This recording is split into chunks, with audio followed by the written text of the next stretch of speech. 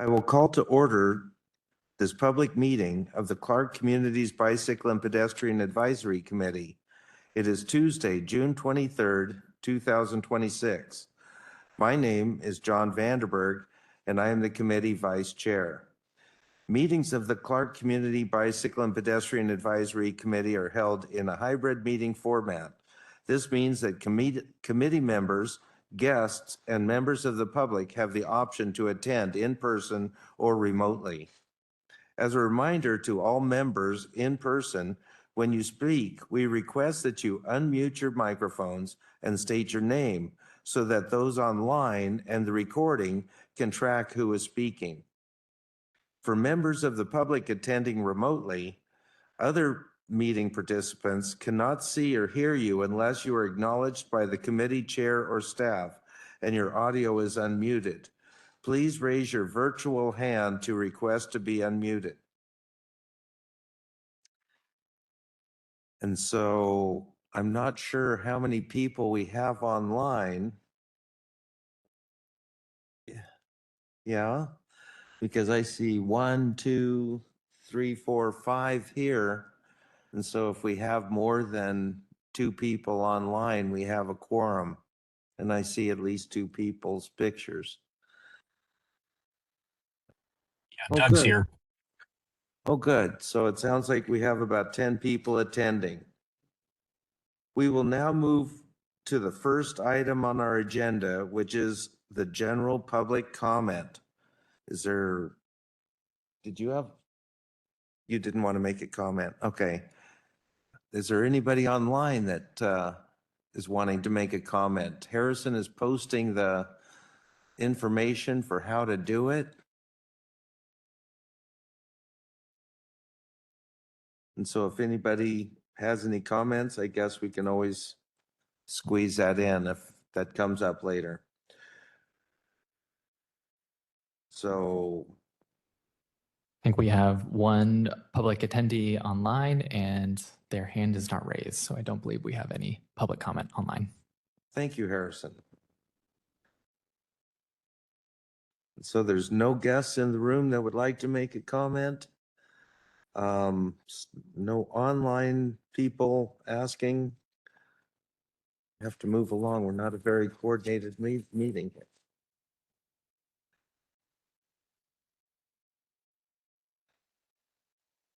So before we move on to the rest of the agenda, are there any clarifications or questions from committee members on what we have heard? Since we didn't hear anything, I guess not. And so that's the conclusion of the public comment period. Does anybody, we're gonna try and approve the meeting notes from May 26th, 2026. Are there any comments or suggested changes from the committee on the draft meeting notes? Does anybody have anything to say? No?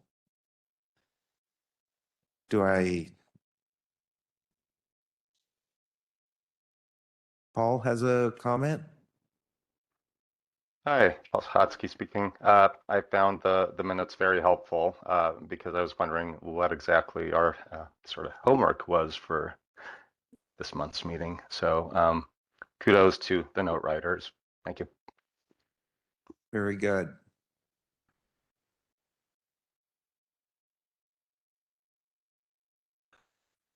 So we always like to check in with our partner agencies.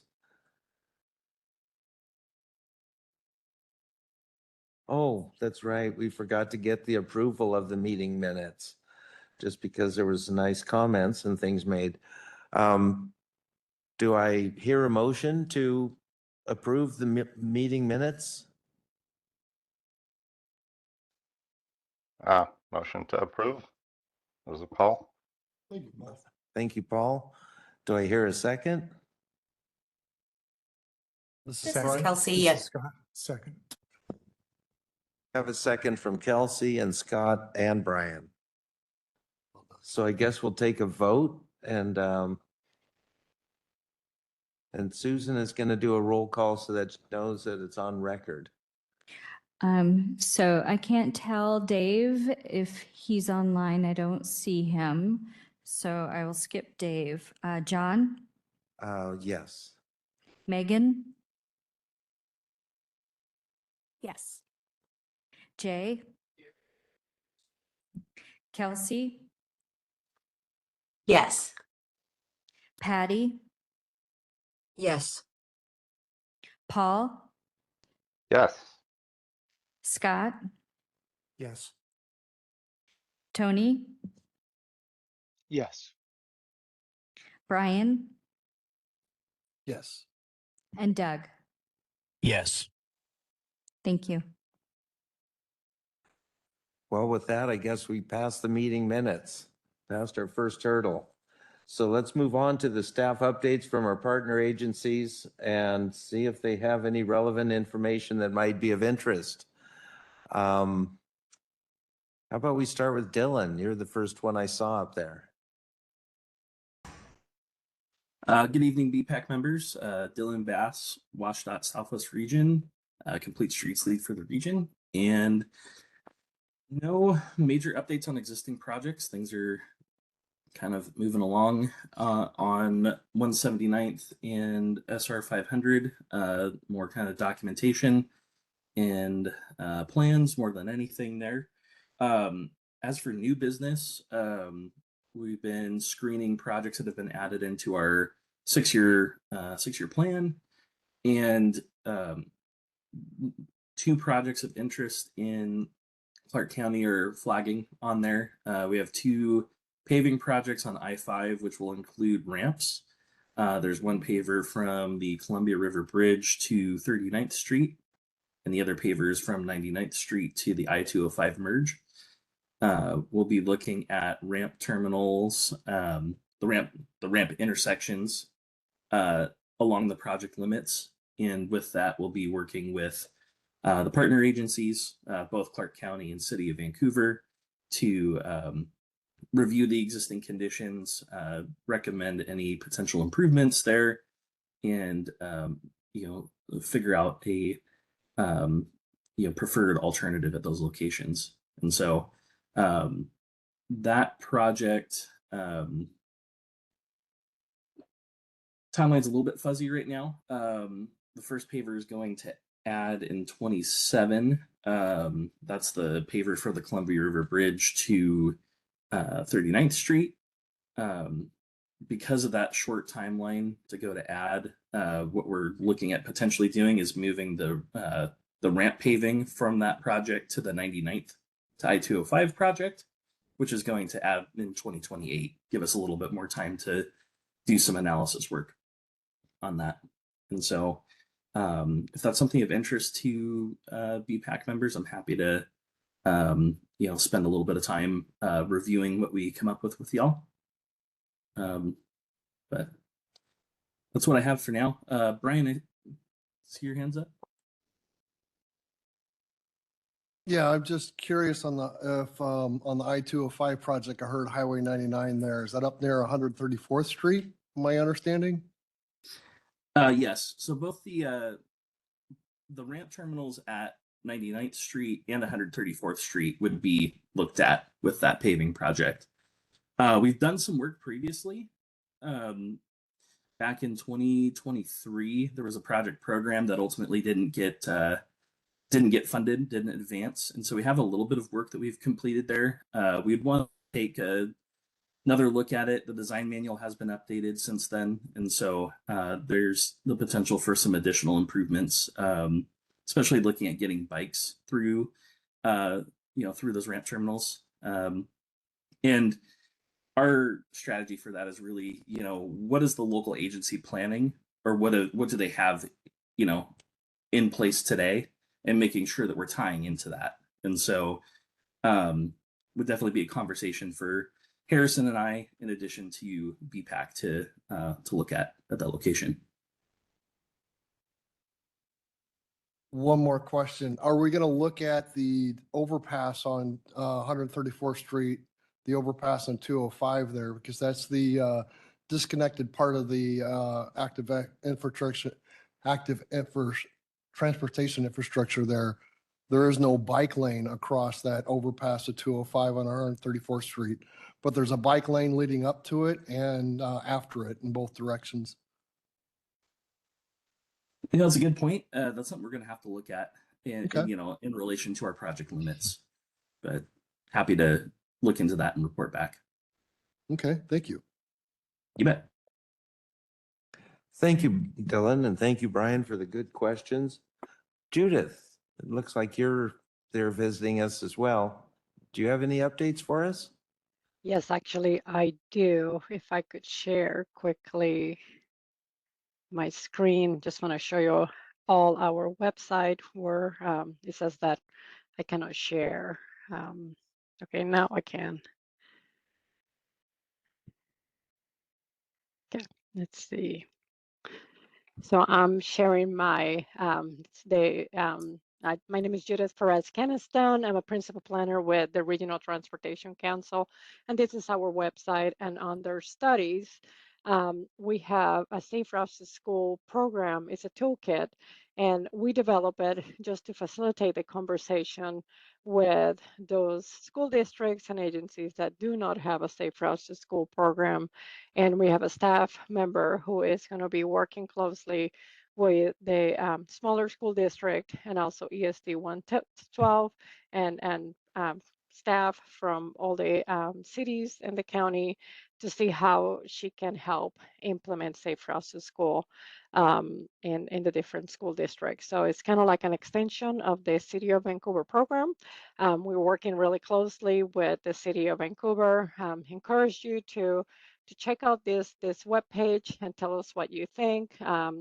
We did not create all the information that you see here. It was borrowed, let's say that, from somewhere else.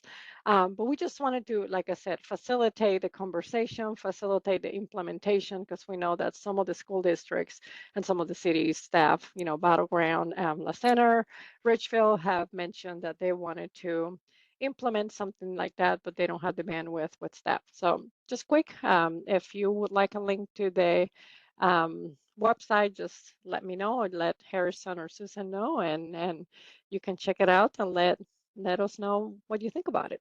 So that's what I got. Any questions? I don't see any. Do you have one, Brian? Brian has a question. Yeah, just a Yeah. voice that I would be interested in seeing some information on that and be able to follow up on input on the web. You bet. Just check it out and then reach out to me and we can visit about it. Thank you, Judith. Very good. Any other questions? I don't see any hands online. Good. How about we jump over? Thank you, Judith. I appreciate it. Amy Koski, how are things at the health department? Hi, John. Thanks so much, everybody. I'm Amy Koski, Built Environment Coordinator with Clark County Public Health. And things are going well at Public Health. I don't have a ton to update on, though, tonight. Things are moving along. I know I'll have updates in the future as usual, but nothing to report at this moment. Well, that's fine. I appreciate your being here and checking in and seeing what else. Are there any other questions for public health? Just out of curiosity, give us a chance if we have Amy with us. Apparently not. Thanks, Amy. Thank you. Brett, do you have anything to update us with? Brett Setterfield with the City of Vancouver. Hello. Yes. Thank you. Yes, transportation planner with the City of Vancouver. Just a couple small ones. I've mentioned at the past several meetings, we're still chugging along with our corridor projects. They're the north-south corridors of Northeast 72nd, 86th, 87th, 97, 98. Those are still chugging along. We should have our next round of outreach on those coming up in August. So I will definitely make sure this group is aware of that as we move forward.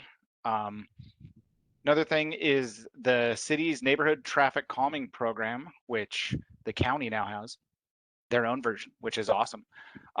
We just went through all the applications and we have our list of eligible projects. 8 projects made the list. Now we are in the process of looking at each of these corridors to determine the best calming elements to put on these. we only have so much money, so it'll probably be the top 3 projects that get calming elements. So we'll keep this group updated on that, but we're moving along. We got over 80 applications this year, which was great. It was more than last year. So word's getting out, which is fantastic. I'm interested to hear when the time is right to hear how the county's program is doing in its inaugural year. That'll be great. And then one other small note, well, it's the city is starting to develop its communication strategy for mid-September, when on the Oregon side of things, I-5 is going to be closed 24/7 on the southbound between I-405 and I-84. And that's obviously going to cause a lot of headaches and whatnot for commuters and travelers heading from Clark County and Vancouver. So we're trying to get the word out to let people know that this closure is happening, alternate routes, and different strategies to just get that word out. And so you'll probably see some more of that in the coming months, but just wanted to flag it for this group to know that that is coming up. So yeah, that is all I got. Are there any questions for Brett? None? Must have done a really good job. Thanks, Oh, Brett. sorry, one more quick thing. Sure. The safe routes to school bike rodeo at the Heights Bike Garden, August 15th. We're asking for volunteers. We've had a few sign up. I sent the info to Harrison to send out. So hopefully if anyone's interested, you can do a morning shift, an afternoon shift, the whole day. We're just teaching kiddos how to safely ride around. So thank you. And that is officially it. Okay. I'm just making a note of that. Thanks again. That was a great thing to remember to bring up. I don't know if Jessamine Peters is with us with the Washington Traffic Safety Commission for Target Zero. I don't see her. Okay. So that leaves us with Harrison and Susan. I don't know if either one of you want to go first. Susan's going to go ahead. Thank you. Thanks, John. This is Susan Poisner, Transportation Planner, Clark County. And I just wanted to give BPAC an update on the fact that we are starting to enter into our formal Council and Planning Commission work session, public hearing onslaught related to the comprehensive plan update. So we have our first meeting with County Council scheduled for July 1st, and then our first meeting with Planning Commission moving forward on July 2nd. Those 2 meetings will be covering a lot of the information that you're going to see tonight as we move forward. And then I think in total we have about 16 workshops and public hearings over the next 3 months. So yeah, that is basically what we are focusing on at this time. And as a result of that, and I'm not sure when this was going to come out, we had talked with Dave about not having BPAC meetings in July and August. And so I just wanted to make sure that everyone is aware that we are not having meetings in July and August because we're going to be so busy, and that we will come back in September. Very good. Do you have anything to add to that, Harrison? No, I don't think I have anything else to add. I know I'm going to be covering the rest of the business for the rest of the evening, so you'll hear from me on that. Okay. Well, thank you both, and thanks to all of our partners for the updates. The rodeo that Brett was talking about, have you forwarded that information to Harrison? And he's going to send it to the rest of us as to where to sign up and that type of thing? Yes, I did. So it's a quick little volunteer form link. You just click it. I did send it Harrison's way. It's super easy. From looking at the data, it takes people 3 minutes and 14 seconds to complete. So Okay. Well, I'll give you up to 5. So hopefully we can get it done. Thanks again. We're we're going to move on to business. And we have a few business items with requests for formal action from the committee. And I'll hand it over to Harrison, who's going to walk us through the business items. All right. All right. Thank you, John. So just give me a moment. I'm going to be pulling up. We do have a slideshow just to kind of help guide the conversation for tonight. So I will be pulling that up.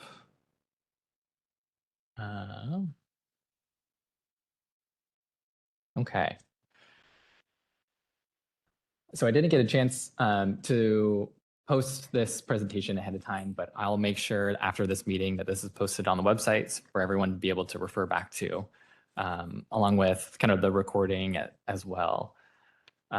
So let's see here. So we have a lot of items on the agenda for tonight to kind of go over with the committee. I know we are requesting formal action on 3 separate items. While they are separate, they're all interconnected. And so we thought it was kind of more appropriate to bring them all at once, kind of given our timeline. And all of these items are related to the work that we are doing to prepare the transportation element of our comprehensive plan. So you'll hear me mention transportation element. It's kind of synonymous with our transportation chapter that we have, and kind of supporting appendices as well. And so, yeah, as Susan mentioned, we are, we received council's direction on a preferred alternative back in April 28th. And so since then, we've been moving forward with kind of preparing the last steps of the comprehensive plan. So a lot of the analysis work needed for kind of capital facilities planning of what is needed to accommodate that growth over the next 20 years. And so we've been working on some of these items with the committee kind of over the last several months, or really kind of the last couple of years as well, kind of as the comprehensive plan has been going through its update process. So our hope tonight is to kind of review at a very high level of kind of each item and kind of what we've already talked about so far, and then kind of review what recommendations we are seeking from the committee tonight, and then kind of how that plays into the larger picture and next steps that we plan on using that, how we plan on using that recommendation as well. So, right, so kind of going into that, and I will note as a sidebar, back in January, the committee, at the direction of the committee chair, set up a subcommittee that we have been working with kind of outside of these regularly scheduled meetings to work on some of these items, get feedback, refine these, and get them ready to kind of share out. I will say a lot of these are still in draft form. I don't think we shared out some of these materials last month, and there really hasn't been much changes to those materials, and I'll kind of explain a little bit why kind of later on. But yeah, so 3 items really that we're looking for a recommendation on is the proposed active transportation network, the draft 2025-2045 transportation CFP project list that was provided in the meeting packet, the draft transportation CFP evaluation criteria, and then and that's it. And as an overview, the kind of the reason why, or kind of the process of how we're going to set things up tonight, we're actually going to review everything first, and then we're going to come back, and then we're going to ask for those 3 separate recommendations. And the reason for doing that, instead of doing a recommendation, moving on to the next item, doing a recommendation and moving on to the next, is we really wanted to paint the picture of how all of these are related and how each one is a step in the process that informs kind of the next. And so in this slide is very high level, but it just kind of shows that our end goal is a prioritized project list that will be used for our transportation CFP. And as just kind of an overview, our CFP is a 20-year kind of capital facilities planning document that guides investment, and it kind of accounts for that 20-year planning horizon in the comprehensive plan. So a lot of the projects that you see in our 6-year transportation improvement program, those are pulled directly from our CFP. Yeah, I think we can kind of jump in to our first item on our agenda, which is the proposed active transportation network. So just as kind of again, a very brief high-level review, the proposed network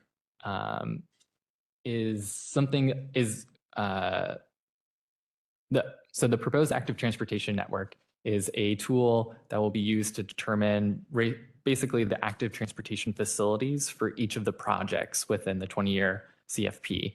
And this kind of proposed network is documented in the March 24th staff report that was provided back in March, and in the meeting materials again. This proposed network was really, the purpose of it is to also serve as the transportation elements required active transportation component. So this is something that we're asked to do as part of the Growth Management Act. And again, it informs kind of what facilities we're planning for in that 20-year horizon. And as we were kind of going through this process, we have previously used the 2010 Bike and Ped Master Plan to meet this requirement. But given kind of the level of detail that the 2010 plan kind of outlines, we quickly identified with some of the newer requirements for adopting multimodal level of service standards, specifically for active transportation facilities. We identified that plan network didn't do enough to get us there, or didn't really provide enough guidance to help us determine what facilities are needed to meet those new proposed standards. So we used the 2010 plan network as kind of that foundation, and we built off of that, and we didn't deviate from it, or we tried not to, and it served as the foundation. And so that was just a kind of a point we wanted to make sure to emphasize again. And then also this plan, I know you'll kind of see in this map, the different colors kind of represent different typology types. And those were kind of directly from the recommendation that we got from BPAC back in August of 2025 with the proposed, basically the proposed bicycle. Can I interject facility something, Harrison? typology. Yes. This is John Vanderberg. I pointed out at that August 5th meeting that the map that we approved actually had one other section of road where it connected 56th Avenue to 58th Avenue.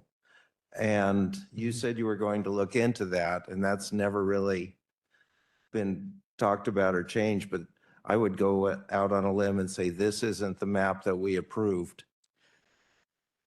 Right. So this map that you're seeing right here in front of you is kind of what was presented back in March 24th, 2026. And so the topology that I am kind of referring to for the August 5th meeting, I can kind of switch over to that really quick. I mean, anyway, it's just splitting hairs. It's just one little road, Oh, sure. but it just seems like something got dropped. Sure. So if you kind of go back to the August 5th meeting, you'll see this is kind of the proposed facility type, or the proposed typology that I know the committee worked on and proposed to be included in the comprehensive plans. Right. No, I'm talking about the map, actually, a section of road, Sure. not what kind of road that it would be, just that there's no protected bike lane or buffered bike lane or any kind of bike lane. There's no color. Yeah, right there. Right. Okay. That north-south interconnection. That would be nice to have a way to get from that neighborhood to that neighborhood. So when we get to the recommendation portion of the meeting, you can add that as an amendment to the recommendation that we're asking, and we can make those changes to be reflected in kind of any future iteration of this proposed network. Okay. Yeah. Thanks.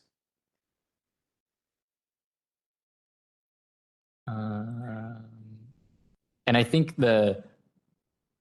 I appreciate you pointing that out, and I will say that I think the reason why it did not initially get included in the map was because it wasn't initially part of the bike and ped master plan, and so we really, again, I think that the staff report outlines the method that we took to develop the proposed network, and we didn't really make any recommendations to add routes, kind of with the understanding that the network itself needs a lot of work. And we would prefer to do that through a separate process, maybe in a future update to the bike and ped master plan. So I'll leave it at that, but yeah, you can always kind of add an amendment if you want to with recommendation. So before kind of just opening up for broader discussion or questions on the proposed network, this is kind of just a summary of what we will be asking for later tonight as a recommendation. So we'll be asking as a recommendation from the committee to forward a recommendation to approve the proposed active transportation network, which will serve as the transportation elements active transportation component. And so we'll outline kind of the recommendation or formal action that we are seeking from the committee. And we went through the process of just also outlining, if you were to kind of vote to approve this, this is kind of what you would be signaling with that vote to approve. And so kind of this recommendation of approval would really just mean that that BPAC agrees with the proposed network, agrees that the proposed network aligns with the vision of the 2010 Bicycle and Pedestrian Master Plan, that BPAC agrees on the methods used to develop the proposed network, that BPAC agrees that the proposed network is consistent with the proposed multimodal level of service standards that are being added to the comp plan for active transportation facilities, and that BPAC agrees that the proposed network should be used by the county as a guide for future investments in active transportation infrastructure until an update to the 2010 Bicycle and Pedestrian Master Plan can occur. So that's kind of staff's understanding of what a recommendation from BPAC tonight would mean. And just to give, I think just to take a step back again, so our next work session with council on the comprehensive plan related to transportation will be July 1st. So it's the First, yes. So I think our hope is with getting these recommendations, we can provide council with kind of some guidance of kind of what the committee would like to kind of move forward through this process. Again, we'll be moving towards finishing everything with the comprehensive plan by July 23rd. So we have a very tight timeline to get all of this together. And we can review some of those dates a little bit later, but at this point, I would like to open it up to the committee for kind of general questions that I can answer. I know we have, again, we've been working with the subcommittee kind of on this topic, and I know today we have Scott, Brian, and Patty from that subcommittee that could provide some insight into some of those conversations we've also had as well. So yeah, at this time, kind of welcome those comments or questions.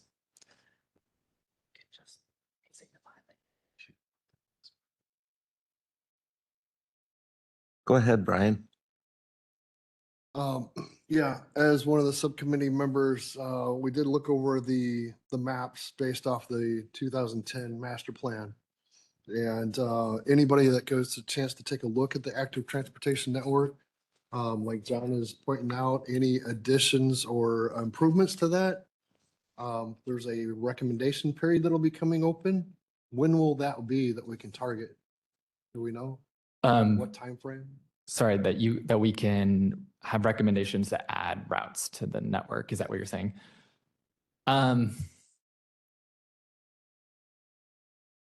That's a great question. So I think my understanding is, since BPAC is the kind of the steward of the 2010 Bike and Ped Master Plan, at any time, you are able to make recommendations for any updates to the plan. And I think we've kind of acknowledged that the plan is kind of reached its expiration. So it's a 20-year plan. We're at year 16. It usually takes about 2 to 3 years to update a plan. So we're right at that cusp of just kind of doing a next comprehensive update. To get a comprehensive plan update, we probably should look at entering that phase. Yeah. And so I hate to kind of say that this is kind of a stop measure, but this is what I think our intention is. This will carry us over until we're able to actually update the plan itself with a more comprehensive network and more comprehensive policy framework as well. All right, so updates to the routes we'd really be looking at when we go to tackle updating the master plan. Yeah, and I will say That answers the question. Yeah, the proposed network itself, I think the main goal is to identify what proposed facility type we need to plan for in the future. And so we used the existing planned routes. We did add in routes that are kind of require us to plan for them under GMA. They're the local arterials. And then we also added routes that are in our arterial atlas that council has previously approved that have bike designations, like a bike route designations on them, but they were just not in the network itself. So we kind of added those in to make sure that they weren't missing. Good. I'm just curious because the same concern that John has, that would be a nice arterial route that we need to open up. So I'm with him and trying to keep an eye on when we can make that suggestion, update the routes. And I think I'm just going to go back to the next slide. And I will just mention it's, this is on our radar, but looking at the Vancouver UGA, you can definitely see more density of routes on the west side versus kind of on the eastern portion of the VUGA. And I think that kind of signifies that, like we need to do more work to identify like where those routes should be. And yeah, if they're not on the local arterials, and that means they need to be on the lower stress, like neighborhood streets. All right. So, yeah. So that helps anchor it in my mind. Thank you. Any other questions? Patty, go ahead. Thank you, John. Since I was on the subcommittee meeting, I just wanted to share with the rest of the members of the committee that it did take a while for the subcommittee members to realize the really long lead timing for all these improvements that we would like to see. And it is a bit frustrating, the fact that we're still working on the 2010 BPAC master plan. In 16 years, not that much has been implemented, as well as the master plan hasn't changed. And, in 16 years, there's a lot of changes that have occurred in unincorporated Clark County. And we're all, ready to make the improvements that those county bicycle and pedestrian routes need today. But I guess the machinations take a longer ramp time. And so what we're working on, I think today, is sort of wrapping up to meet the comprehensive plan update based on a 16-year-old plan, but that has to be done. And the next version of the BPAC master plan the timing, unfortunately, when we do get that done in another 2 or 3 years, it's just gonna miss the comprehensive plan, the large comprehensive plan update, which is a 20-year horizon? Is that right, Harrison? Yeah, and it is a 20 years horizon. I'll let you finish your point or your thought, but I do have a kind of a response to that as well. Okay, thank you. And so, just sort of correlating our work and the outcomes, I'm thinking back, back the work that had to be put into place to create the 2010 BPAC master plan must have, taken a lot of effort and a lot of planning back in the, 2008, 2009 timeframe. And that is kind of like, we would like to do as much as possible to make the BPAC master plan a reality uh, and adjust it to the needs of what we see now that didn't exist back in 2009, 2010. But we have to, and it's tough to be a visionary, to put our minds in the mindset of, well, where would we want to see BPAC in um, 2030, 2040, and try to lay that foundation in and at the same time of making the, if you want to call it, the little tweaks of seeing improvements that are needed right now. And our normal planning horizon, I know in my life, I plan like maybe a year or two out. And so it's been a sort of a revelation to me to be thinking, oh, I should be thinking 5, 10, 15, 20 years out and to apply that thinking to what we're doing on the committee. So that's my 2 cents. Thank you, Patty. Okay, and if it's okay, Chair, for me to respond to her. Okay, and yeah, and Patty, I just wanted to kind of clarify one thing, and I know you mentioned maybe the timing of an update to the master plan might have been missed with this comp plan update. We are able, as a county, to update our comprehensive plan once a year. So if a update to the master plan does occur in the future, we would be able to make the subsequent updates to the comp plan to make sure that it is consistent with any updated master plan in the future. So just because we're not able to get to it right now doesn't mean that we can't update it in the future. As I mentioned, yeah, we can update it we can update the comp plan once a year. So it's always possible to make sure that this is updated once we have an updated plan. And I think you also kind of mentioned one reason why we try not to add additional routes is we wanted to make sure that any update to the network itself by adding those routes was part of a comprehensive outreach process that had more community input than what we were able to provide in this space at this time. So that's why we kind of just really stuck with the existing network that is that we have. But Okay, thank you so much, Harrison. That's two very good points of clarification for me. Thank you. Okay. Any further questions on this section?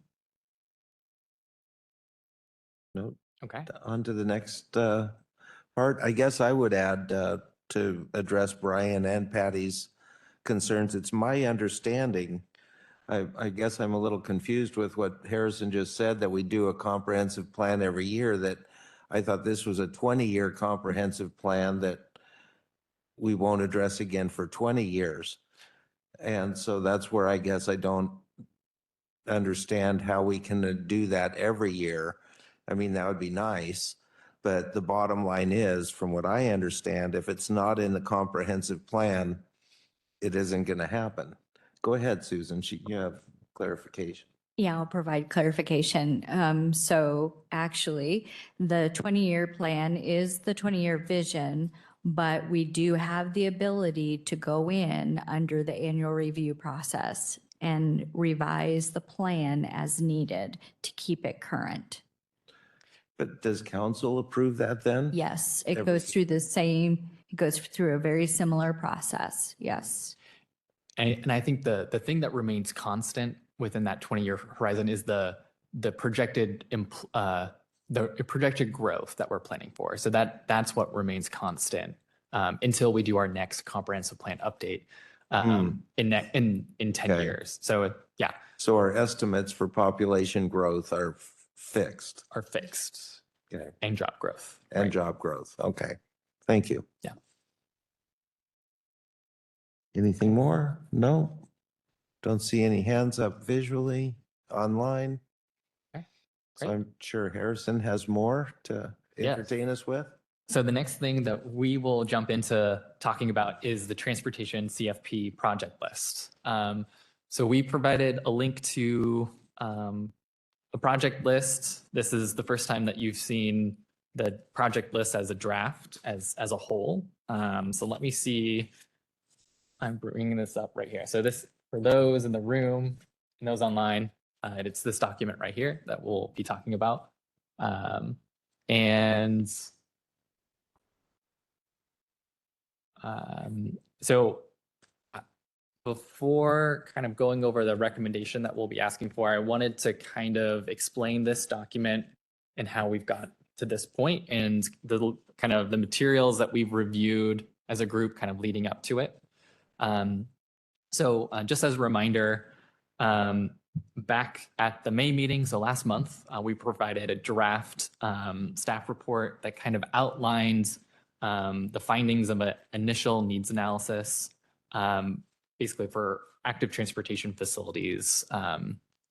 And within that staff report, we identified the corridors where the active transportation facilities did not meet the proposed or the minimum proposed multimodal level of service standards. So we identified the locations that we were flagging for the need for improvements. And then we also kind of documented the improvements and actions that are needed to bring the facilities into compliance with those minimum level of service standards. And really what we used was the proposed active transportation network. That was what we used to inform basically what improvements need to happen on each roadway that we were identifying. So I, again, kind of showing that relationship, the proposed network was used to inform kind of how we developed the project list. And then again, kind of building off of that again. So in this project list, we have a couple of different categories of projects. A lot of this is new. Our CFP in the past hasn't really looked like this. It is really just kind of comprised of the large capital projects that you see on this list. And if you've kind of gone into our comprehensive plan from 2016, you'll also see that there wasn't really project descriptions of what each project was meant to do. It kind of deferred to our county standards to kind of determine that. And we kind of thought that that left too much room for for someone's interpretation. So we wanted to really document what the planned improvements we are anticipating are for each location. So we went through the process. The project descriptions are a new process of our CFP.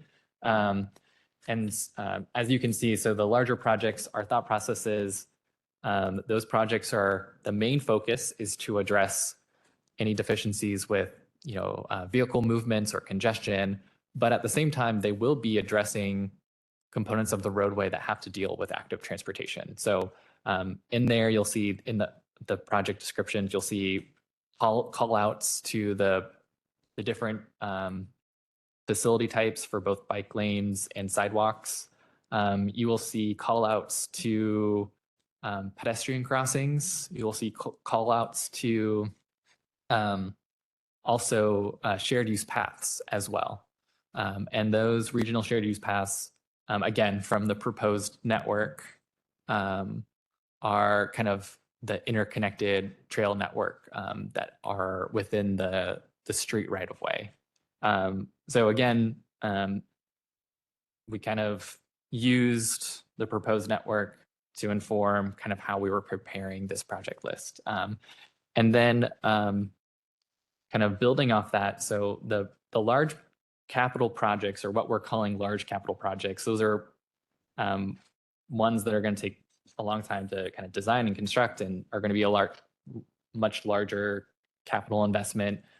So those have project descriptions, but we also created a new category specifically for active transportation projects. So this is something that was not in our CFP previously, and now is a kind of is a result of the new multimodal level of service standards. And as you can see, this is kind of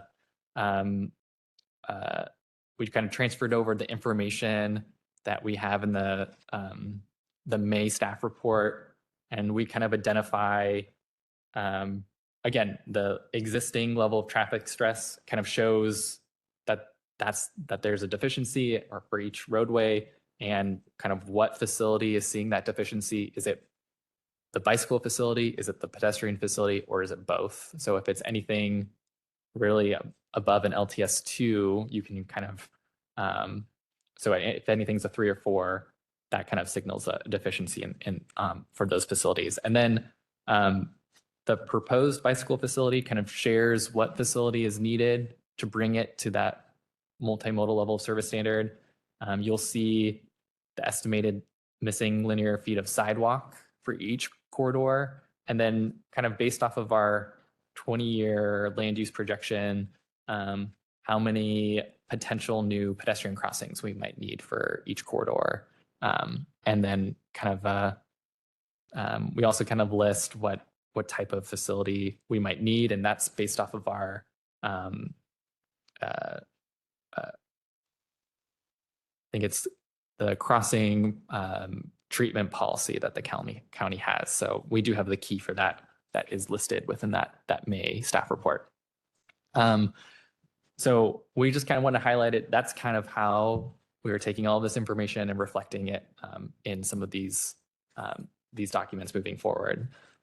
So again, I know the actual list. Oh, actually, I'll take a step back. So I think for the active transportation projects, those are standalone corridor level projects that will be needed to address just the active transportation facilities. And I think our thought process is, if a project is picked up, it would address everything that is needed for active transportation. So not just the bike lane, not just sidewalk, but really everything all at once. So that's kind of the expectation. And let's see here. And I think there's about 140 standalone active transportation corridors that are identified in that section.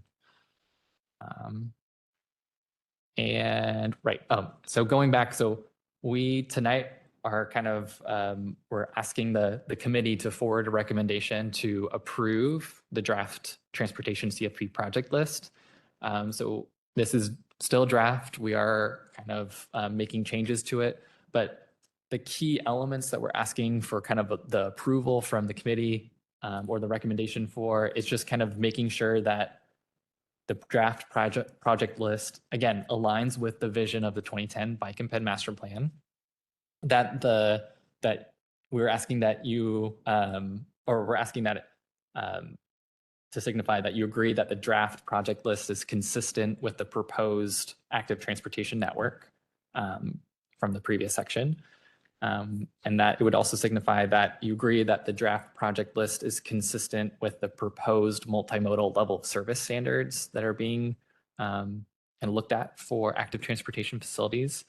And that BPAC agrees with how active transportation is being reflected and documented in the CFP and the project descriptions.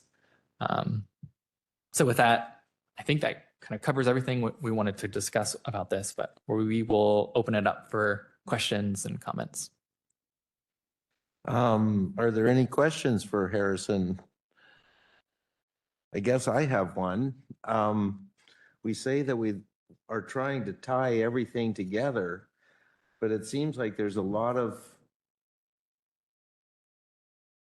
ideas or projects on our proposed active transportation network that don't seem to be addressed on our large capital project lists or any other list. And so I'm kind of wondering if it's not, like I said earlier, I'm under the impression if it's not on this list, it's not going to happen. And so that means that a lot of things on our map aren't going to happen. So I think that's a pretty reasonable assumption to make, John, right? So if it's not located somewhere on a plan for capital investment, there probably won't be any in the future, or the likelihood is smaller. So going back, you are right. We are not including every roadway from the proposed network. I think when we looked at our proposed multimodal level of service standards, we looked at how, well, geographically, the county is very large. The proposed network encompasses the entire unincorporated county. And when we looked at this new requirement for the proposed, or for the multimodal level of service standards, I think we quickly acknowledged there's no way that we could apply it to every roadway in the county. And so we were recommending that we kind of take a targeted approach where we focus the investment in the unincorporated Vancouver UGA, so the urban area that the county kind of oversees and has jurisdiction. And the reason for that is the land use is there to support active transportation and active transportation investment, and that we would get more bang for our buck because the likelihood of active transportation users will be there with that supported land use. And then for the rural area, we decided we would just focus on the corridors that were seen as regionally significant through RTC's efforts with the regional active transportation plan. So they have kind of an active transportation, they have a regional active transportation plan as part of the regional transportation plan. And again, we were just going to focus on the corridors that were deemed regionally significant for people to travel to and from communities for the most part.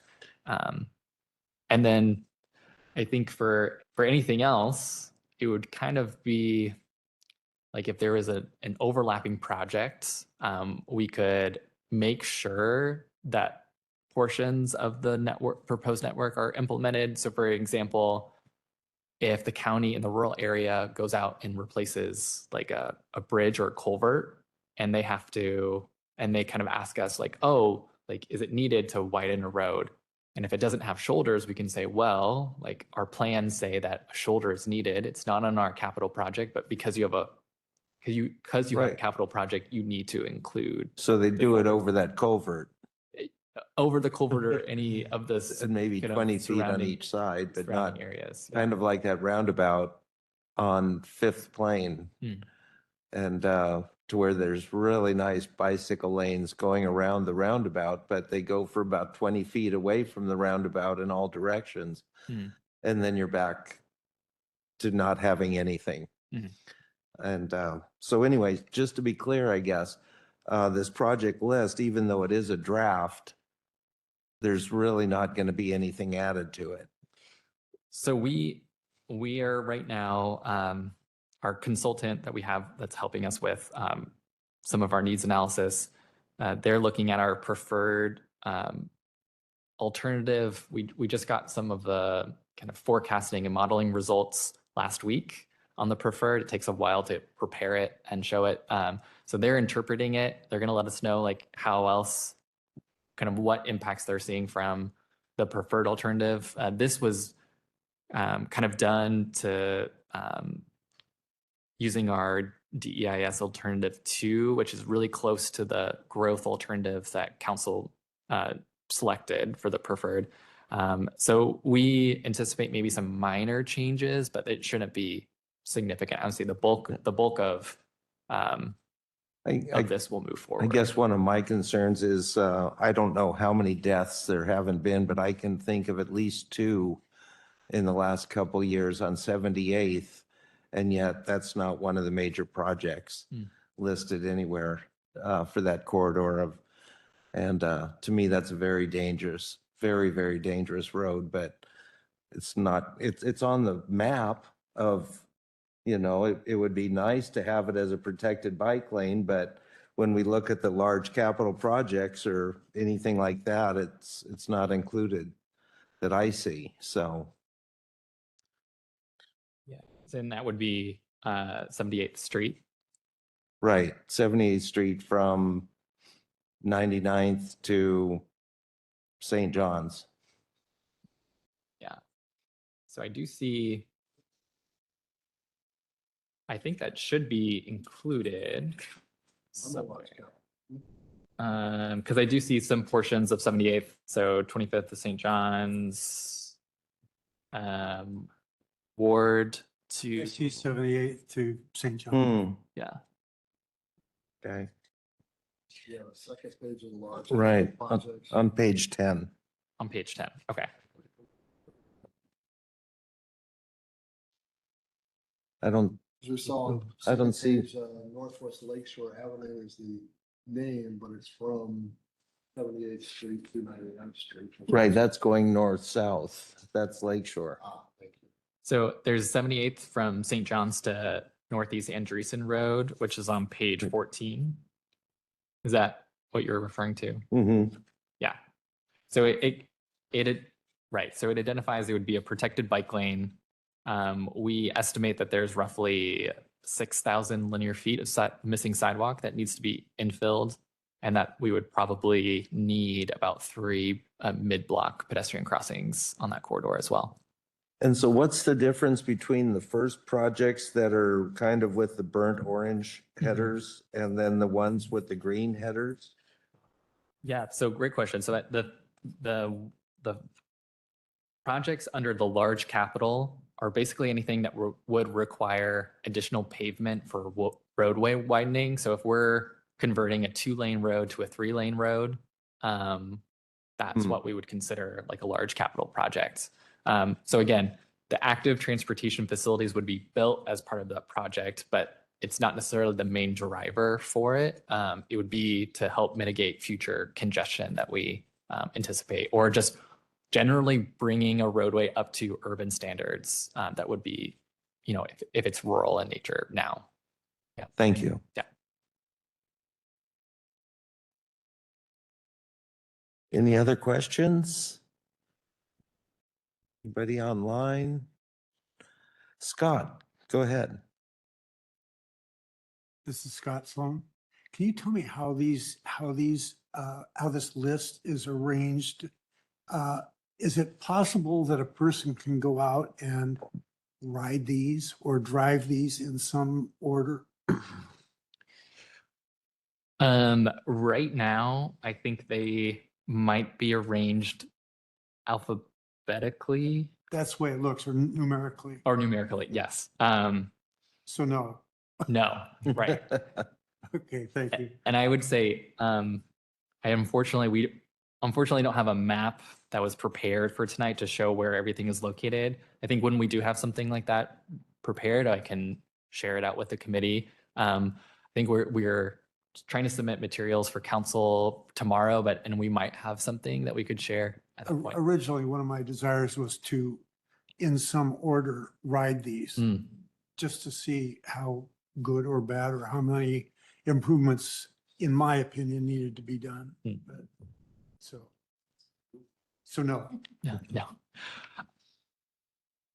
Thanks, Scott. If anything, I will say, you know, if you include the active transportation facilities, it really encompasses the majority, if not all, of the major roadways within the Vancouver UGA. I think there's just been, you know, with past development patterns, the county didn't require sidewalks up until the 80s. And so a lot came in before that. And so there's just a lot that's just not there within the Vancouver UGA. So it's almost not even helpful to show a map because it's just it's all there. Yeah. Okay. Any other questions? Comments? Yeah. Go ahead, Jay. Am I good? Yeah, so the whole package turns MMLOS into a decision-making tool. And it doesn't just list projects. That's a big step, for sure. So it uses MMLS to identify need. That's what I'm gathering. I mean, I haven't walked every street here. Maybe some of you have. But can't we put some kind of statement forward that agencies should publicly explain any exceptions to safety standards, including reason, duration, and impacts on the community? So the public sees this. So, well, it's one thing to complain, but it's good to hear feedback that addresses your legitimate complaint. Say, well, we can't do this because, and maybe it is just funding, right? That's always big catch. But is there any way to incorporate that? But I mean, this has my support because I think it's a great step in the right direction. And that's what this is all about. To address your concern, Jay, I think that's one of the things that Dave has been wanting to work on and try and implement is find ways of getting, say, to take this document and to track on a regular basis what progress we've made. So you could do it either from the negative side of what complaints are there and that type of thing, or you could do it from the positive side and say, what have we accomplished so that we don't end up with a situation like we do with the 2010 master plan that 16 years later, we feel as though about 5% has been accomplished. And that's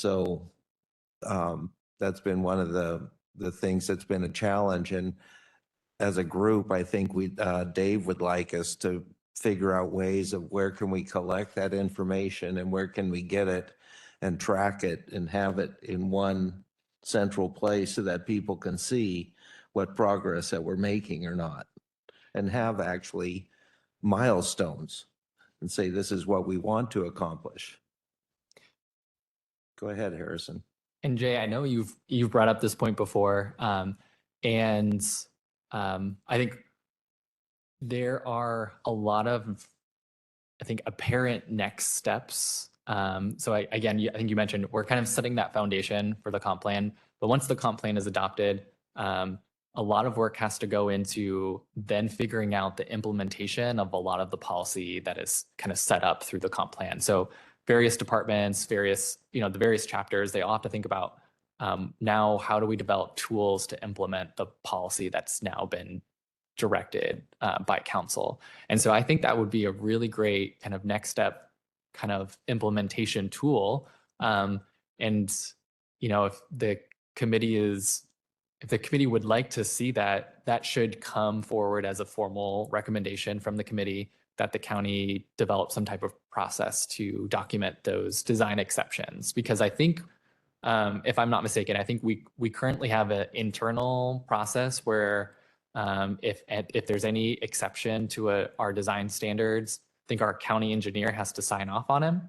And so if there's a way that we are capturing that and reporting it out to the committee, I think that's possible. And then, there should be, the committee is welcome to recommend that county staff provides a description and a reasoning as to why an exception had to be made.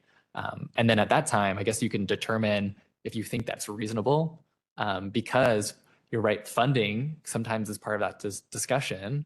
And maybe I think as staff, we try to be good stewards of kind of the funding that is available. But if council is providing the direction to provide these improvements and the community wants it, then maybe funding shouldn't be a consideration as part of that, the modification. So, or sorry, when I say funding, I meant the project costs. So like saying like the cost of doing something is too great. So I don't know, I'll put that out there as a food for thought. You could add it as an amendment to what we're asking for, or you can wait and maybe flesh it out with the committee and provide it as a future recommendation. But I think it's, you know, a worthy point. So yeah. Very good. Any other comments? None that we see.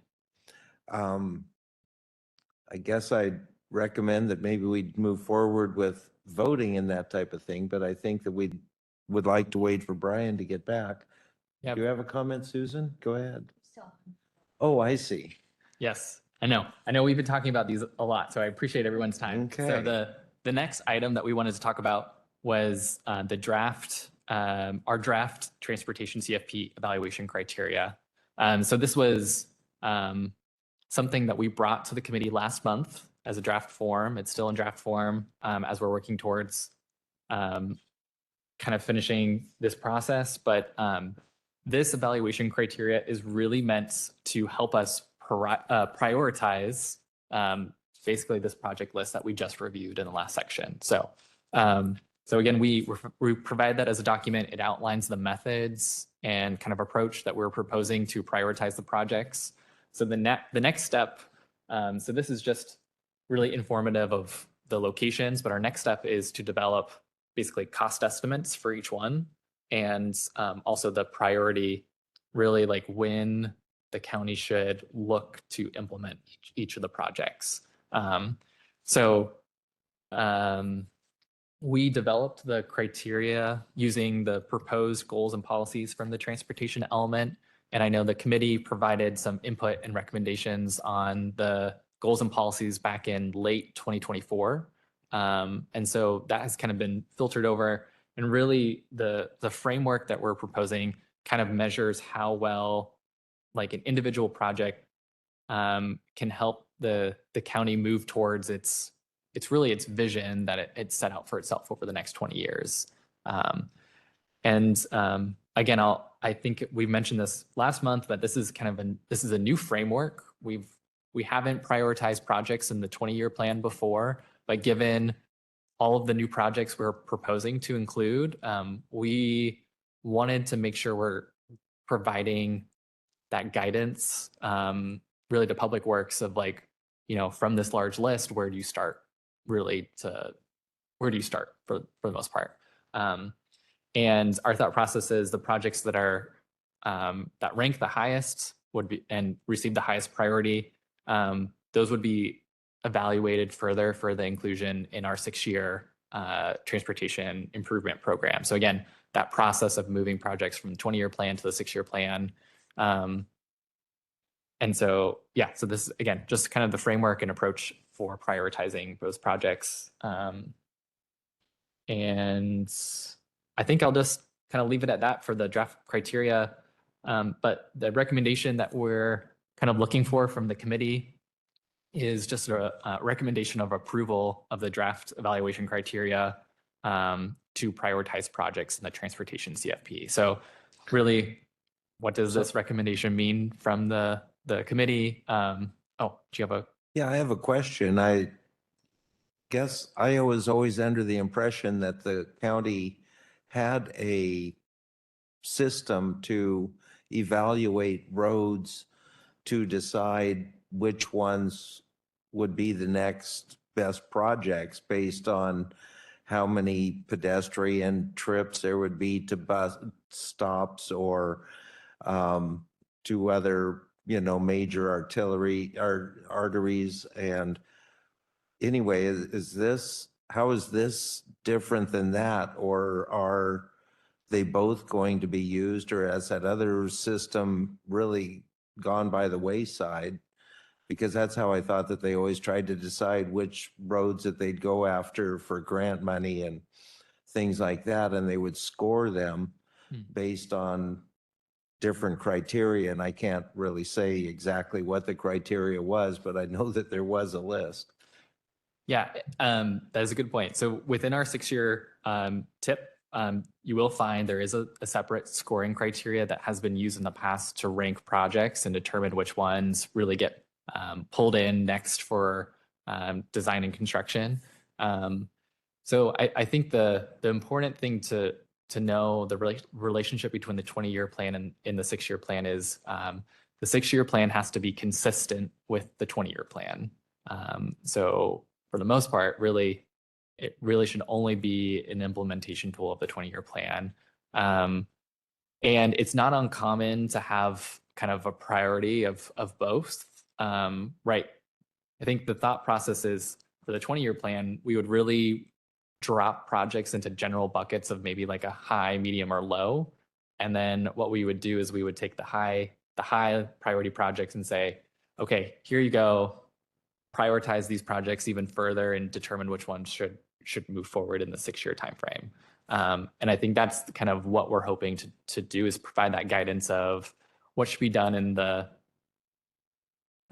maybe like the 0 to 10-year timeframe, and then you can determine which ones are better suited for the grants, and because there's different grant cycles or funding availability, there's a lot of different maybe kind of considerations when it comes to bringing those projects. So the reality is that some of these projects might not get looked at for a long time.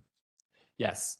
And so even though we're calling them, even though this is a 20-year plan, right, we are required to document all of our needs regardless. I think it's realistic to say that these projects are not going to be constructed in 20 years. This is more of just documenting these are all the improvements that we need to make. But it's not, I would say it's not reasonable to expect all these in 20 years. And so mentioning that, I think there was something else I wanted to respond to, but I can't remember what it was. So I'll leave it there. Yeah. Okay. Yeah. So anyway, more about this, or Yes. So could we open it to questions, or? kind of before opening up to questions, just reviewing kind of what a recommendation to approve this would mean. Kind of signifying that BPAC agrees that this draft evaluation criteria framework kind of aligns and helps further the vision and implementation of the 2010 master plan. That BPAC agrees that the draft evaluation criteria is consistent with the transportation elements proposed goals and policies as they relate to active transportation, and that BPAC agrees that active transportation is fairly considered and represented within the framework itself. So that's kind of what we would be really asking for your kind of approval to signify.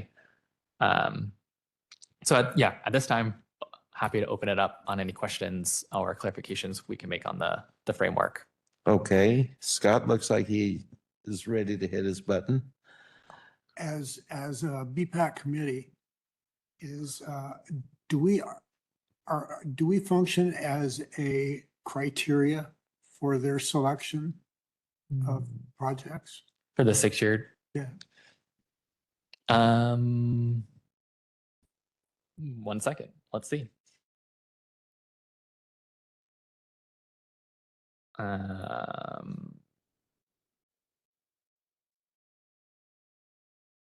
So for folks online, I am going to our main meeting or our main page. I'm going to pull up our bylaws really quick.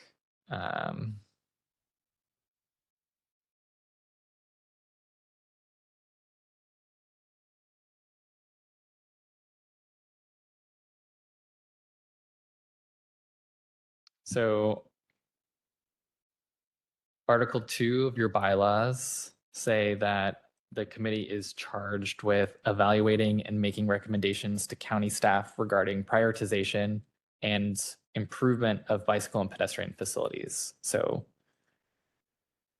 I think that's pretty clear that your input should be considered as part of the prioritization. But not specifically say to the adoption of the 6-year plan or different processes like that? As far as say, like when the Parks Department decides whether or not they're going to buy a park or not, or a park facility or that type of thing, that they want to have the approval of the advisory committee. And I think that's what Scott's getting at is there any requirement by Public Works or whoever develops the 6-year plan to seek our approval? Well, I think those are really great points. I know previously we have tried to get Public Works to come and provide presentations on the 6-year tip. It is not part of their internal processes, but I think you could point to these bylaws and say that it should be, and that BPAC should be a required group. Because right now, I think they only go to our Development Engineering Advisory Board and our Planning Commission for input or approval on the 6-year tip. But I would see now that active transportation has a greater role within the CFP and that the 6-year plan has to be consistent with the 20-year plan. I think that strengthens the argument for regular involvement for BPAC with the 6-year plan. Does that answer your question, Scott? Why are they reluctant to participate? I think it's maybe that's just how it has happened in the past. And I will say sometimes, we coordinate really closely with our Public Works counterparts. We have regular meetings with them.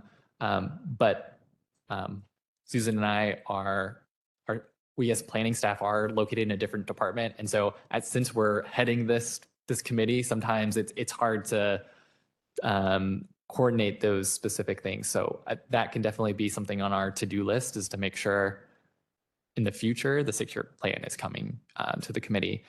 And also, I think I'm just remembering I think when we've reviewed all of this work with our Public Works team, I think they acknowledge that it might be time to relook at how the 6-year plan prioritizes projects. And so there could be opportunity that either this evaluation framework that we're proposing replaces, supplements the 6-year prioritization, or we go through a separate process of developing a new prioritization. Again, the 20-year and that 6-year have to be consistent, and we're proposing a lot of new policy changes related to climate, related to resiliency, related to active transportation. All of those are not currently reflected in the prioritization within the 6-year plan. So again, that could be a natural next step of the tools or things that the committee works on after the comp plan. Very good. Any other questions? I think I saw somebody online have their hand up. Paul, do you have a question for us? I do. I may have more than one question depending on how it goes. But go ahead and just start. Did you want actual feedback on the content of the proposed the criteria for evaluation, or were you looking just for kind of the recommendation that was in the slide? Because I'm wondering if maybe I misunderstood the instructions. Like I do have some notes, but it's not like necessarily something I'd want to, share with the entire room or everyone. But sure. So I guess that's one question. Let's see here. So let me pull up the slide again for everyone online. So I guess to clarify, so the comprehensive plan itself won't be adopted until October, and we're trying to prepare everything so that it's mostly done by the end of July, because that's when we have to submit it to our Department of Commerce and RTC for their review as part of kind of the certification process. So changes can still be made to anything that we move forward. So it's not set in stone basically until council adopts the comp plan back in October. I think, right, there's the draft criteria is still in draft form. There's still some things that need Yeah.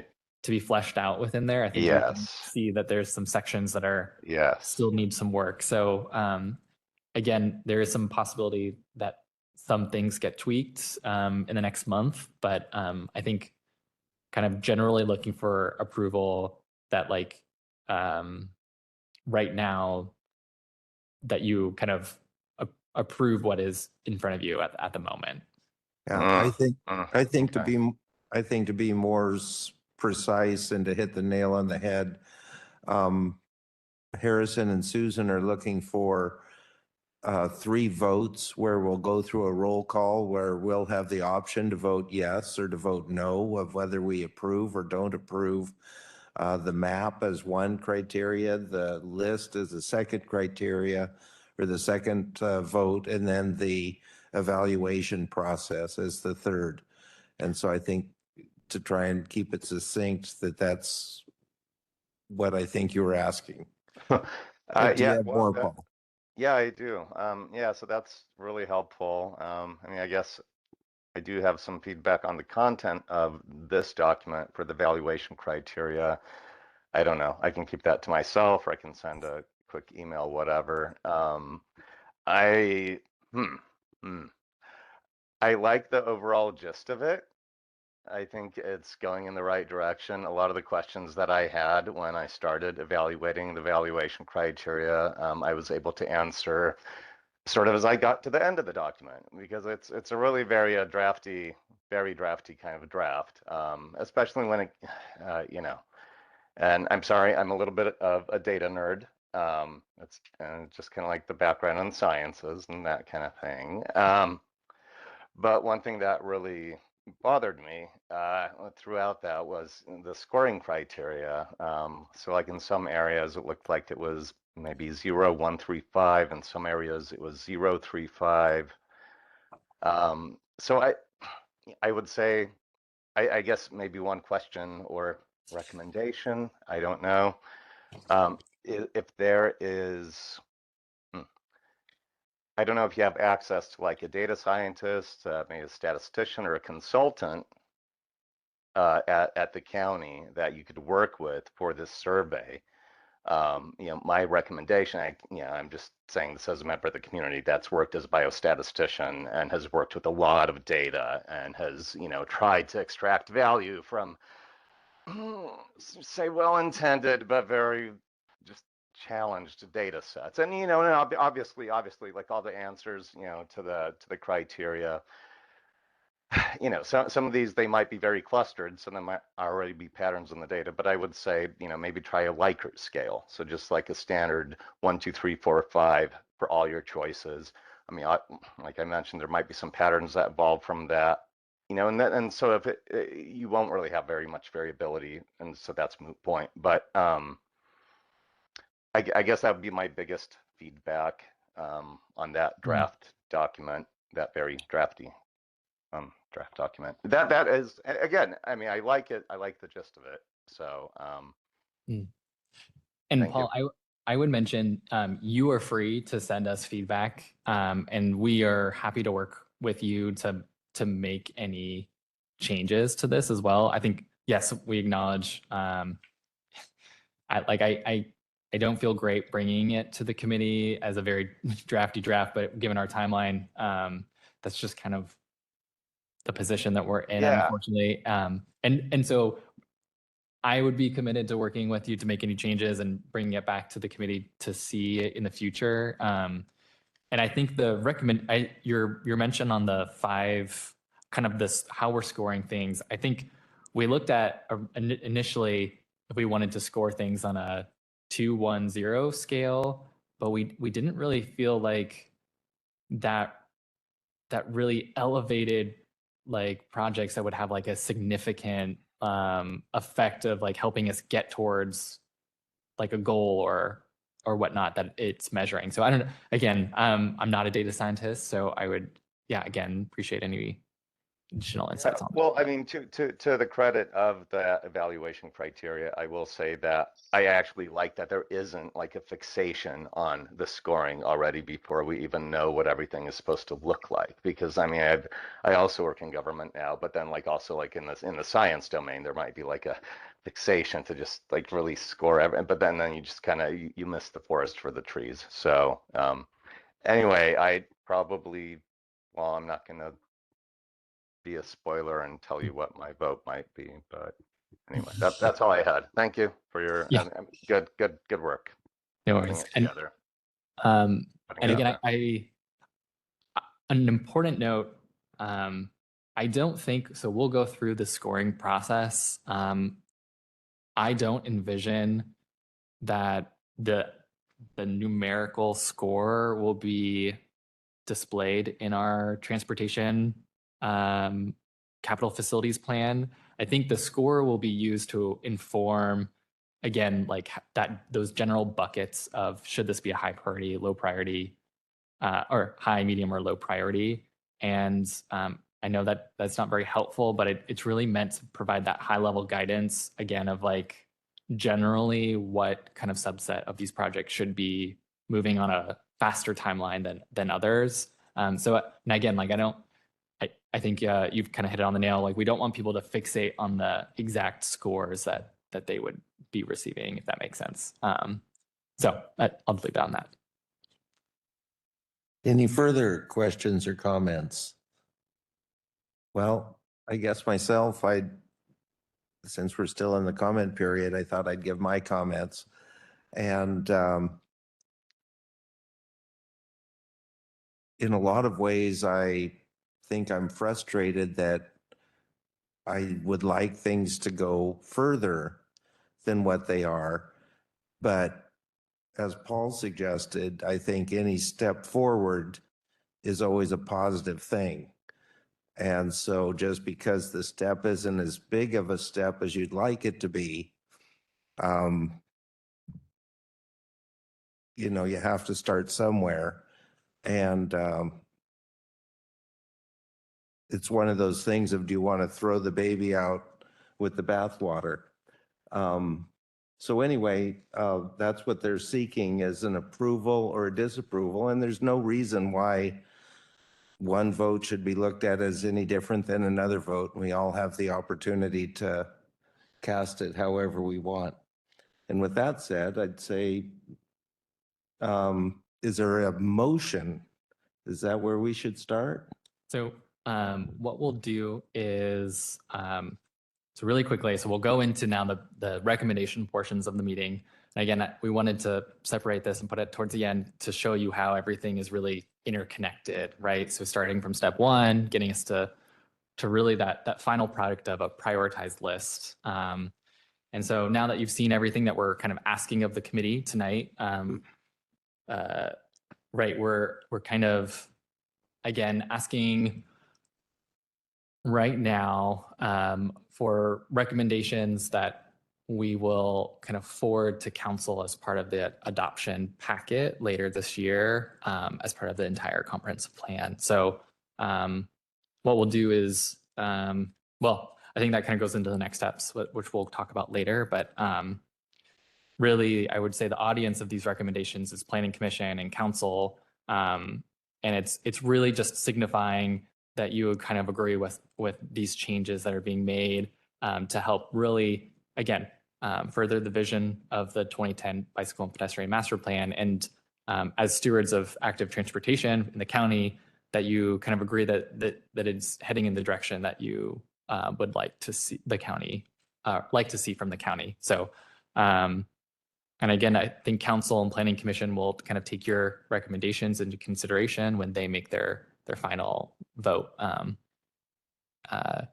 so, yeah, I don't know. Do you have anything else to add before? Okay.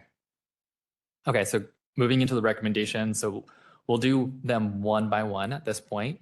And so what I'll do is I'll just kind of share how the slides are set up. They look like how they were previously, but I I know this committee, we have a lot of new members. We haven't really done a lot of formal actions. And so we provided just an example motion. So if anyone wants to make a motion, you can use the example that is provided on the screen. You can add amendments to it. You can have them, you can make your own motion. But kind of our ask is at the top of the screen. So at that point, we'll go one by one. So I'll pass it over to you to facilitate discussion and the vote. I guess I'm not really sure. Do you want amendments to come Oh, sure. to do a motion and a vote and then ask if there's any amendments on that recommendation? Is that how we should do it? Yes, we should start with the motions first. And then if you want to have a discussion on it, we can discuss it. And if there are any amendments at that point in time, that can be considered. Whoever makes the motion would need to accept the amendment, and then a vote could be on that. And so the amendment process would be before the vote. Okay. Do I hear a motion from anyone to facilitate our first objective? This is Scott. I would like to make a motion that the Clark Communities Bicycle and Pedestrian Advisory Committee forward a recommendation to approve the proposed active transportation network, which will serve as the transportation element's active transportation component. Thank you, Scott. Do I hear a second? This is Brian Watson. I second that. Thank you, Brian. Do we want to have, are there any points of discussion that anybody wants to add before we vote? Or are there any amendments that anyone would like to propose?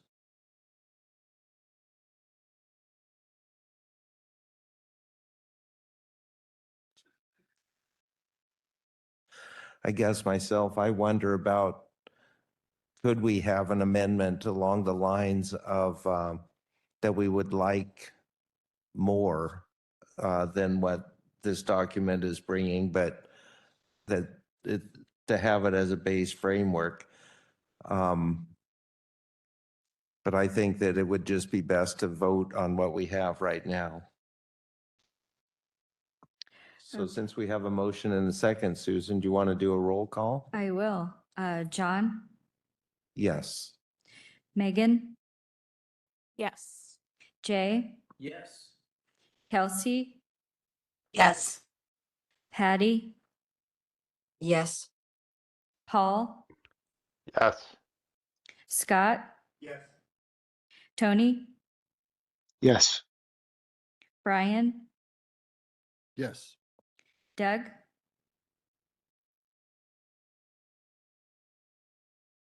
Is Doug with us still? Doug? Maybe Doug dropped off. Yes, I don't see Doug anymore, so I will go ahead and abstain him. Okay. So that sounds like we passed that motion. So I think we need to move on to recommendation number 2. Do we have a motion from anybody to move forward with recommendation number 2? Sure, this is Patty. I would like to make a motion that the Clark Communities Bicycle and Pedestrian Advisory Committee forward a recommendation to approve the draft transportation capital facilities projects list. This is Scott. I'd like to second the motion. Thank you. Is there any other discussion that anybody wants to have or any recommendations for an amendment? I don't see any hands raised. So Susan, do you want to go ahead and go forward with the roll call? Yes, John, Yes. Megan, Yes. Jay, Yes. Kelsey, Yes. Patty, Yes. Paul, Yes. Scott, Tony, Yes. Brian, Yes. and I still don't see Doug, so there you go. Okay, that's recommendation number 2. Can we move ahead to recommendation number 3? There we go, electronics. Do we have anybody that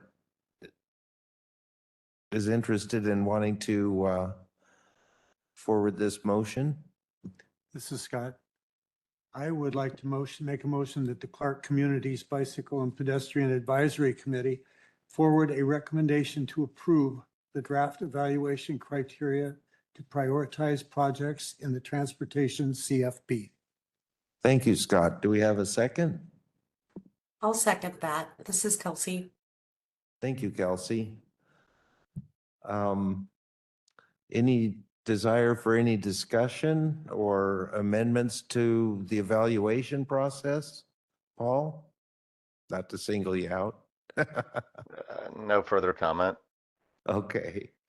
So I guess we've made our comments in the meeting minutes, and we'll go ahead and go with a roll call for that. Susan, thank you. Yes. John, Yes. Megan, Yes. Jay, Yes. Kelsey, Yes. Patty, Yes. Paul, No. Scott, Yes. Anthony, Yes. Brian, Yes. and still no Doug. That's all. Thank you. Okay. Well, that concludes our voting, I think, for the evening. So,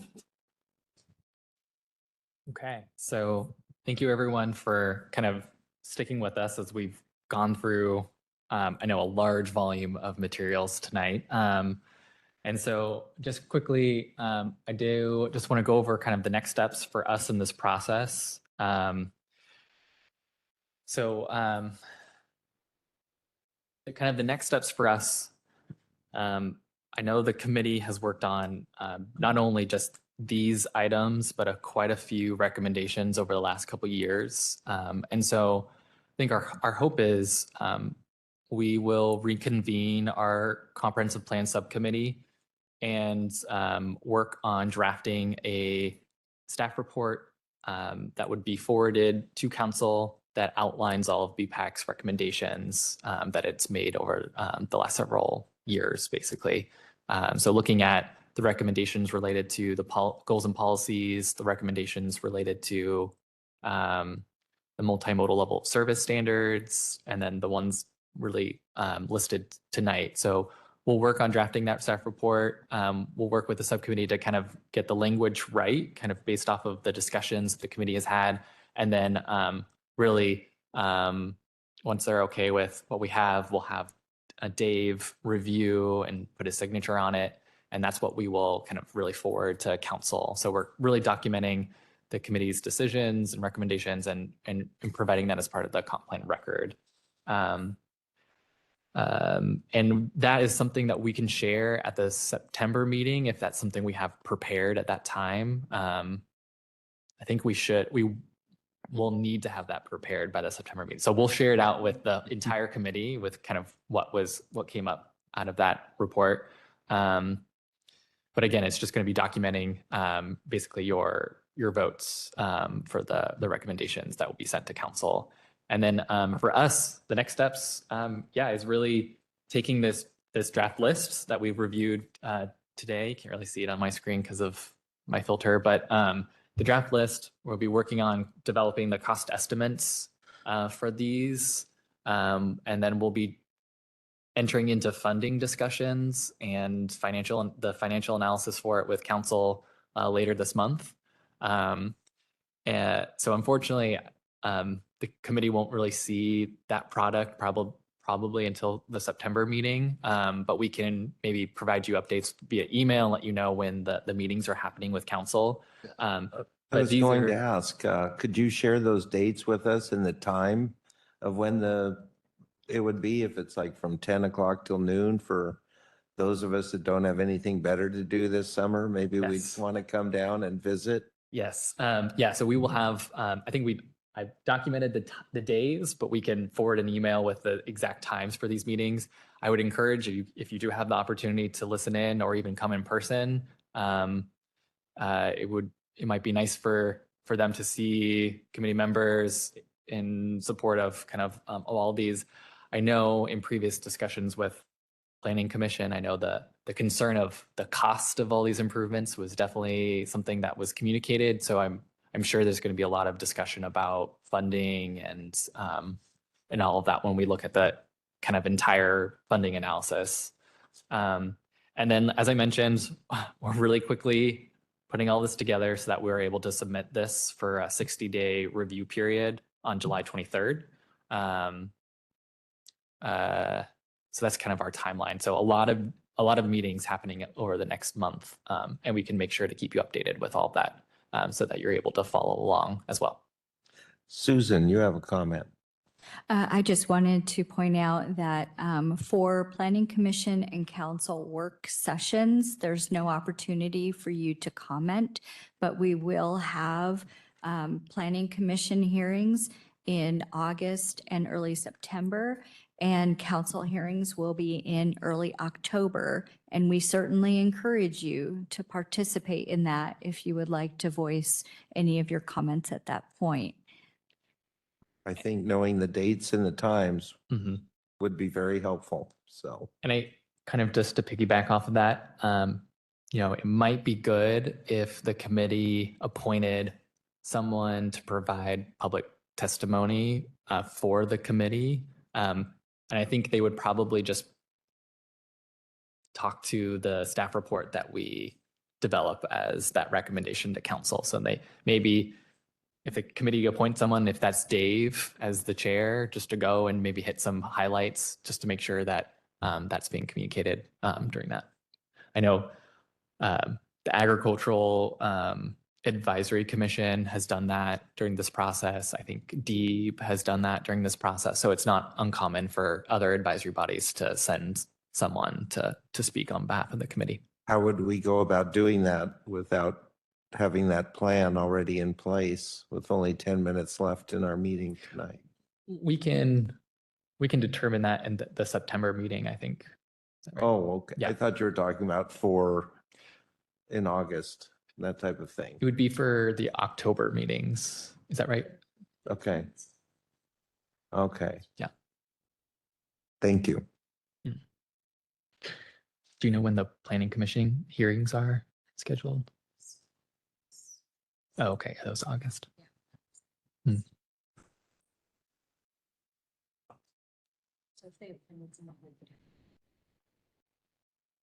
Sure.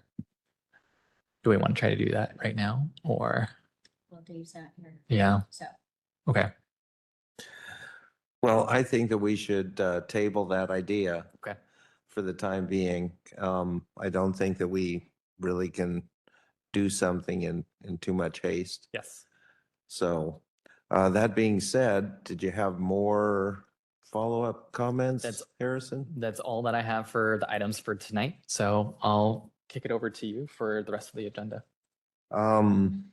I don't think that there was any subcommittee meetings recently. Does anyone have anything interesting to share that they've been dying to want to get out there? Any events happening to try and recruit people to? Anything like that? Go ahead, Scott. I would just like to say that hopefully C-Tran will get these bus stops finished on Highway 99 so that I don't have to ride in the travel lanes anymore. They're That- getting there, but slowly. The comment's been noted. We want the bicycle bus or the bus stops finished on Highway 99. Are they slowing down on the work on them? Maybe getting involved in other projects? There seem to to say. be slow down over maybe the last 2 or 3 weeks, but it's picked up again.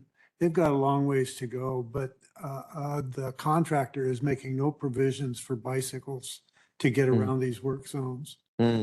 It's really dangerous. That's unfortunate.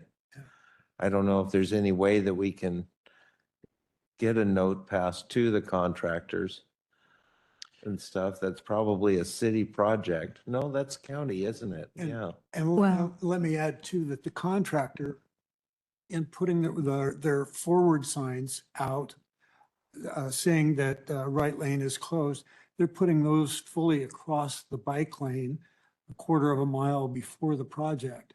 It's, so not only are you going out in the travel lanes to get around the work zone, you're going out in the travel lanes to avoid the sign. Right. I've witnessed that quite often myself and sarcastically wanted to move the sign out into the road, 'cause that maybe it would inconvenience the cars instead of the bicycles. But yeah, they don't really seem to see that as an inconvenience. I have noticed sometimes they'll put it up on the sidewalk, but is that fair to the pedestrians? And so what do we recommend? I don't know. Go ahead, Susan. Thank you for bringing this to our attention. We will share this information with CTRAN. Very good. It's good to have connections. Hand raised. What's that? Oh, somebody has, oh, Kelsey. Thanks. I just have a call from the outreach subcommittee that we are really looking for volunteers on October 17th for the farmers market between 9 a.m. and 3 p.m. So if you could do even a few hours, please, please, please, please let me know. Okay, so we should contact you to coordinate that? Okay, Yep, I'll be organizing. okay, and we should be able to pick your email address off of a listing, maybe? Probably, something? but just in case, it's KHUWALDT@gmail.com. Could you do that Which again? is now a KH? public record. Oh, KHUW. And I'm stuck. ALDT. Okay, thank you. Yeah. Or you can contact Harrison and I. We will pass that information on to Kelsey. Okay, thank you. I guess one of the other thoughts that I've had that Dave and I got together and had coffee a couple weeks ago with Raymond, and we had a really nice visit and things. And one of the things we were talking about is, can we get information to you to get in front of our representatives as far as funding things for, like Harrison has pointed out, that WASDOT has projects all around the state. And sometimes we're under the impression that our representatives don't know which projects might need extra funding here or have been underfunded in the past and might need attention and to be looked at. And I guess one of the things that always kind of bothers me is that they want to do that project on 503 between 4th Plain and 76th, but we don't include those last two blocks between 76th and the Padden Expressway. And wouldn't it be nice if we could just go 2 blocks further and connect with the Padden Expressway? But apparently that has to come from the state. And so is there any way we can maybe pass information to you to put a bug in someone's ear? What were you going to say? I can just make a quick note for John. Oh. So instead of putting that on Megan, Right. right. So I think in our work session with council, they mentioned that they regularly meet with the delegation of state legislatures that are here in Clark County. So I will note, so on page 22 of the CFP project list, if you want to go over there. Okay. Based off of some of the input that we've heard from WashDOT, I actually did include the SR 500 project in here. And Dylan, I might be reaching out to you to see, just to get your input on that and see if that is okay. But I think, you know, the position that WashDOT staff is in is that they can't advocate for, you know, funding for projects because they are, you know, this unbiased, you know, entity for the state. But, you know, your elected officials here have the ability to advocate or lobby the state, your state reps, to try to get that funding and give it to WashDOT to fund those projects. So while the funding might not be there, that could be an avenue that the committee takes to try to see those, see that funding is available for those projects. Okay. And that, I think the thought of putting on this list is giving it that visibility to your council that this is a project that is known, it's been studied, but it's just needing funding and it needs some additional action to Right. actually happen. But this is still just a 76th. And that's where it stops 2 blocks short. It Right. really needs to go to 78th. And I hear And why it didn't include that, I don't know. And I do apologize, Megan, for putting you on the spot. That's okay. Okay. Yeah, I'll echo what Harrison said. And yeah, during the county council work session that we were at, they did say to us explicitly, like, you know, how they meet with the delegation from Southwest Washington fairly regularly. So something I said to Dave, because he also brought this up to me, is maybe like towards the next legislative session, if like as a committee or like as a subcommittee or something, you wanted to have specific projects or things that you passed on to the council, say we would like this to be considered. I feel like that's something that could be done, but that they could That we consider, make a not that- recommendation to the council to consider that type of a project or to pursue that? Yeah, I mean, it's no guarantee that they'll actually like put it in Right. their list of priorities when they when the session starts, but that's something I suggested to Dave. And then I feel like yeah, you can also reach out to your representatives as well. Individually. Yeah, individually. So, but yeah, happy to talk more about other ways that would not involve me lobbying because that's illegal.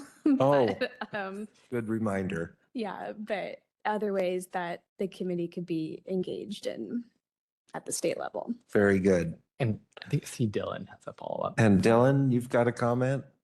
Yeah, if I could add a little bit onto that. Good. The legislature appropriates the money, right? And they they give WashDOT a pot of money to do whatever work in whatever program. So like paving, that's part of the preservation program, program P. P1 is the sub program. If we want to go into the weeds on that, but frankly, it gets a little crazy if we want to go deeper into that. The decision as to where projects start and stop, that is a region decision, and that was something that came up during scoping, or should have been something that we looked at during scoping. I think, you know, I totally hear your comments on that. If we want to call it a missed opportunity, we can call it that. You know, it's you know, something that was really before my time, and I think, you know, in the future, as we're looking at projects, you know, we do have the ability as staff to advocate for, you know, hey, you know, this is a few hundred feet more, you know, is there enough money here to get to that point, or are we really like locked in a specific location? And so it's a point well taken in regards to 500. You know, we will be out there again in the future. You know, as we've also talked about in the past too, that project is kind of in a bit of a deferral situation there. So there may be some more time in the future as we get some more funding to look at, you know, what it would take to bring those improvements just another little bit up. Can't promise anything right now because obviously there's some funding conversations to be had there, but just want to kind of bring that up, give you a little bit more of the inside baseball and what's going on that. So I appreciate that, Dylan, because just as well, I guess the other alternative would be we need to start a project to go from 76th to 78th. And that should happen someday. Actually, it would be nice if it went all the way to Battleground, right? Or where the sheriff's office is, I guess, is where the trail starts or the trail ends from Battleground going south. I can't remember what that crossroad number is. But anyway, it's been brought to my attention that it is 1 minute past. I was hoping to dismiss everybody early, but I guess we used up our allotted time. And as fun as it is to have a spirited discussion about some of these different things, I think it's probably time to adjourn the meeting. I don't know if I can just do that or if we need a... Okay, no, then the meeting's adjourned and the tape recording's done. Thanks, everyone. thank you all.